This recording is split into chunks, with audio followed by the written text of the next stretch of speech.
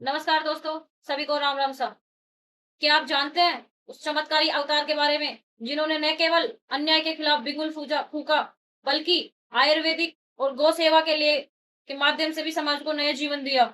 गुर्जर समाज के आराध्य और जन जन के आस्था के केंद्र भगवान श्री देवनारायण जी, जिन्हें साक्षात विष्णु का अवतार माना जाता है। लोक देवता और विष्णु के अवतार भगवान श्री देवनारायण जी की पावन गाथा में आपका स्वागत है।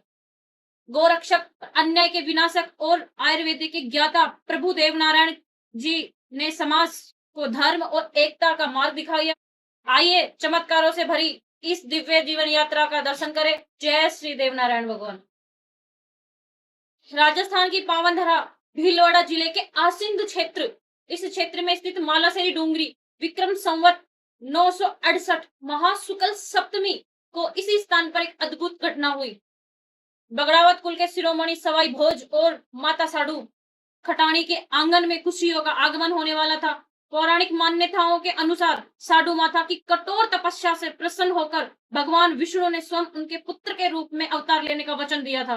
कहा जाता है कि भगवान देवनारायण का जन्म किसी साधारण बालक की तरह नहीं, बल्कि कमल के फूल में हुआ। उनके जन्म के समय प्रकृति में शुभ संकेत दिखाई देने लगे। मालासेरी की पहाड़ियों में गूंज उठी एक दिव्य ध्वनि, जय देवनारायण। पिता सवाई भोज 24 बगड़ावत भाइयों में सबसे प्रतापी, उनकी माता साडू माता जो एक खटाणी थी, उनकी जन्म तिथि माघ शुक्ल सप्तमी, जिसे भानु सप्तमी भी कहा जाता है। भगवान देवनारायण का बचपन संघर्ष के साये में बीता। उस समय भगड़ावत भाइयों और भिनाई के राजा के बीच भीषण संघर्ष चल रहा था। माता साडू अपने बालक को बचाने के लिए उनको लेकर अपने पियर मालवा, जो कि मध्य प्रदेश, चले गई। वहां देवनारायण जी ने अपनी शिक्षा और युद्ध की कौशल में निपुणता प्राप्त की। धीरे धीरे उनकी चमत्कारी शक्तियों की चर्चा चारों ओर फैलने लगी। उन्होंने न केवल दुष्टों का श्रृंगार किया, बल्कि बीमारियों को अपनी आयुर्वेदिक शक्तियों से भी ठीक भी किया। भगवान देवनारायण जी को आयुर्वेदिक के ज्ञाता माना जाता है। उन्होंने नीम और गाय के गोबर के औषधियों को महत्व दुनिया के सामने रखा। आज भी उनके मंदिरों में नीम के पत्तों का विशेष महत्व है। उन्होंने गायों की रक्षा के संपूर्ण जीवन समर्पित कर दिया। उनके पास लीलाधर नाम का एक दिव्य घोड़ा था, जिनकी सवारी करके वे अन्याय के विरुद्ध लड़ा करते थे। उन्होंने समाज को संदेश दिया कि प्रकृति और पशुओं की सेवा ही ईश्वर की सच्ची सेवा है।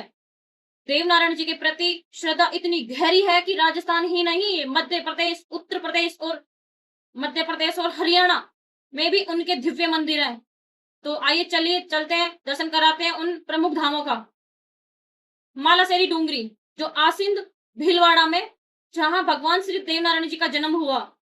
सवाई भोज मंदिर, ये भी आसिंद भीलवाड़ा में है, जो बगड़ावत भाइयों और सवाई भोज की स्मृति में बनाया गया सबसे प्राचीन मंदिर। देवधाम जोधपुरिया निमाई टोंक में यह भगवान ने उपदेश दिए थे, वह अपनी कलाकृति के लिए प्रसिद्ध है। देवमाली, जो कि ब्यावर में स्थित है, यह राजस्थान के देवनारायण जी ने अपनी देह त्याग करके वैकुंठ स्थान प्राप्त किया था। देवनारायण मंदिर ग्वालियर, जो कि मध्य प्रदेश में है, मालवा क्षेत्र में भगवान के प्रति गहरी आस्था है।